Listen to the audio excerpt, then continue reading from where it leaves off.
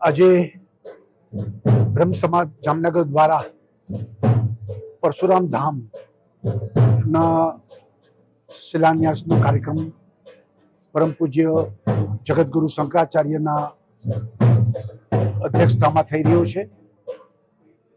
ભગવાન પરશુરામ અનિષ્ટો સામે, દમન સામે એ એક લડ્યા અને લોકોને પ્રેરણા આપી કે અન્યાય સામે, દમન સામે લડવું જોઈએ.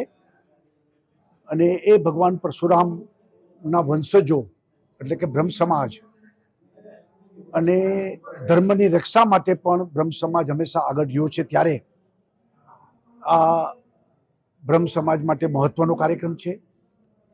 જામનગર બ્રહ્મ સમાજે પરશુરામજીનું ભવ્ય મંદિર બનાવવાનો સંકલ્પ કર્યો છે. એ આપણા બધા માટે આનંદની વાત છે.